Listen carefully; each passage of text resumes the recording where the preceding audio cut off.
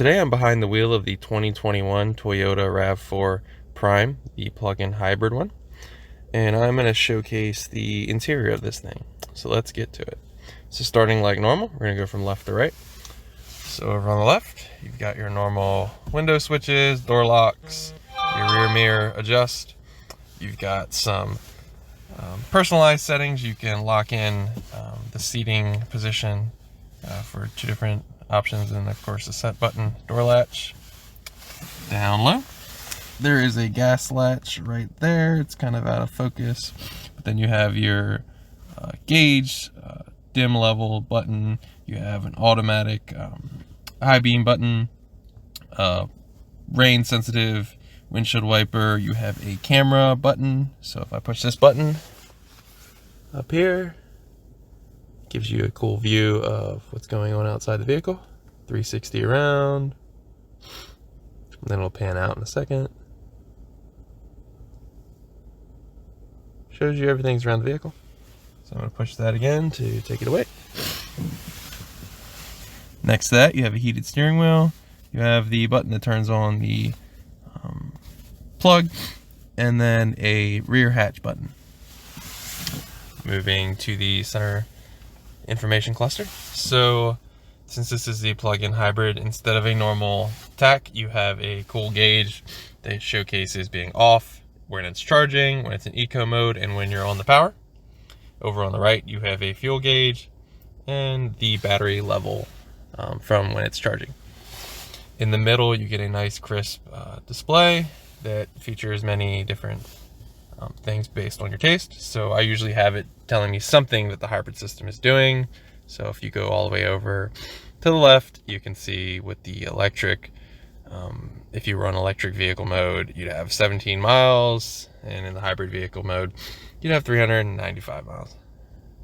And you got more hybrid options showcasing, how well you're driving, how green you're driving, basically. Some settings, what media you're listening to, and then some more information screens. So you got like your tire pressure sensor. This screen, these bars next to the wheels will showcase how much that wheel is spinning or being used. So usually, the front wheels are doing everything, but when needed, the rear wheels will kick in, and this will show you which wheel is being used at the time. Usually in a RAV4, I use this screen, to be honest, most of the time, but since I'm in the hybrid, I've been using this screen, which will show you what is being used, whether it's the gas part of the car or the battery in the back, and it will flow. I don't really like recording and driving, but just to showcase what this is doing. So there you go. The battery is being fully used to move the vehicle. Put us back in park so we're more safe. So as you can see over to the left, since it was only the battery, it's in EV, electric vehicle mode, but I can also hold it down or switch it to hybrid vehicle mode. And I don't know if you heard the audible, the gas engine kicked on, and then I can also force it to charge that electric battery. I'll showcase how I was doing that in a few seconds. Now backing away from that screen, you have your normal buttons on the steering wheel. So how I was selecting all those different options is left, right, up, down. Over here on the left, you got your volume controls, normal phone buttons over here. Over on the right, you have your tuner buttons for what song, what station you want to be on, your cruise control options, and lane assist, and vehicle sensors above that. You have your power button to start the vehicle over on the right. Then you have this nice crisp display. So we're in the home screen, and you can go into your media if you have a phone selected, which I'm currently recording on the phone, so I don't have that connected. You got your maps, but just to show you menu, you got destination, audio, phone. You got different apps, to figure out what gas station you're gonna fill up the vehicle. You can project from your phone. You got info screens, which can show you pretty much like how green you're driving. And then of course setting screens as well. All of the knobs are nice and rubbery feel. I really like that. You got a hazard button right here below that. New vents. 2 big rubber knobs.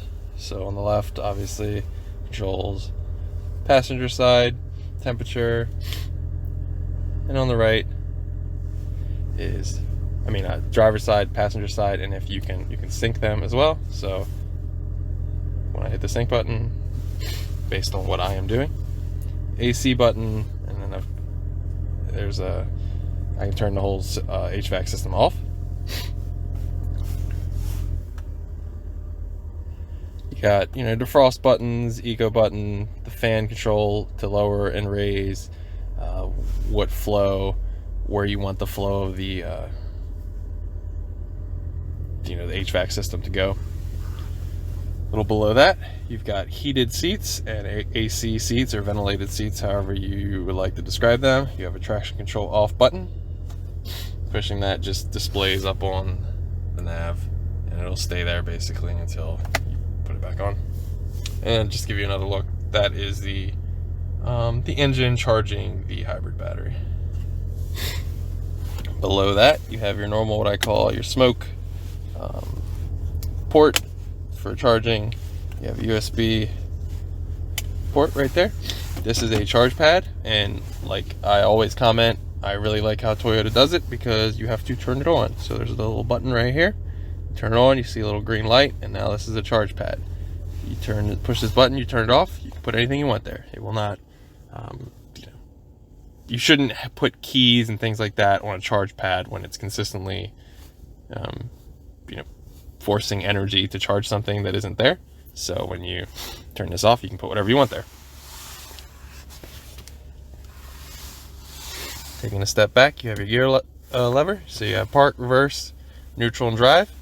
And when you get in drive, you can knock it over into sport, and you can shift your own gears from 6 to 1 or 1 to 6, however you'd like. To the right of that, you have the hold button. So if you're at a red light and your foot's tired, push that, hold. You have your parking brake. So it's just a latch, pull it up. Car will hold like a normal emergency brake or parking brake. So this is where I was adjusting the electric vehicle and the hybrid vehicle mode and then charging it. So this button will change it from being auto. So you see it changed to auto. So the vehicle will decide what mode it wants to be in. And then you can be EV mode or auto. So the button to the right can switch it from the hybrid vehicle mode to the electric vehicle mode, and then also allow me to force charge it. So right now, as you can see, it's a little over 50% battery charged. So I'm in auto now. Now I'm in the hybrid vehicle mode. You probably heard the gas engine kick on, and it's deciding to charge the battery. And if I hit it again, EV mode, gas engine goes away. And then if I want to hold it down, it's charging. So it kicks on, and then I'm forcing it to charging the battery in the back, which it was going to do anyway in the hybrid vehicle mode because I'm just sitting here. So let's just leave it in that mode to charge it. So behind that, you have some drive modes. So you have eco, sport, normal mode that it's all normally in, and then a trail mode. So eco and sport are adjusted by a knob, and then to get out of eco and sport, you have to push down, and trail is its own mode. So I'll just spin the dial to show you what it changes. So eco makes the dash, green for more green driving, but also changes the dynamics of the vehicle will now perform for a more economic driving experience. Sport, it's more sporty. If you were to leave it in sport and put it in the auto mode, it would utilize as much of the gas engine as it can for being a hybrid vehicle. And then to get out of that, like I said, you push down and you're normal. And then there's the trail mode that I mentioned. So you can see a little rocky display showed up underneath. Give you one more look at it. There you go. So obviously this is a RAV4. It is quite capable, regardless of it being the hybrid model, or if you were to drive a RAV4 that is the TRD off-road, for example, that I've previously driven. They're pretty quite capable vehicles. On some trails you can have some fun. I'm not going to say that you're going to be able to conquer the most experienced trails, but if you're a novice, if you just go out every once or twice a year, you probably could get up some trails with this thing. So I could see why there's a trail button in it. Let's just put it back in the normal mode. You got 2 cup holders behind that. Nice little cubby hole with some USB charge plugs right here. Let's go to the passenger side to give you some unique looks. So this is a cool little spot to store some things I like, because it's not, you don't lose glove box space, but you still get somewhere you can just drop something. And I should note that there's also a driver's side one right here. Maybe you'd like to take your wallet out and sit it in your car. It's a good spot for it, cell phone, whatever. And you get a nice long, I call it like a little bench. And then of course you get your driver glove box. You see RAV4 branding right there. This features JBL speakers throughout the cabin. Give you a look at the passenger side. That's what the seats look like.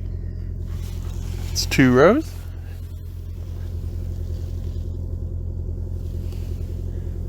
You got a sunroof that is basically the length of both cabins.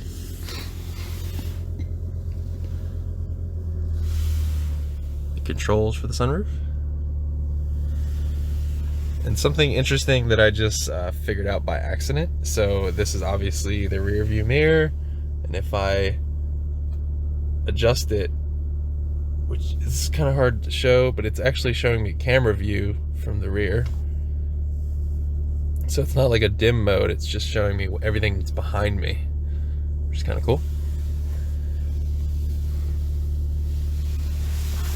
But that is basically the interior of the 2021 Toyota RAV4 Prime, the plug-in hybrid one. Thanks for watching.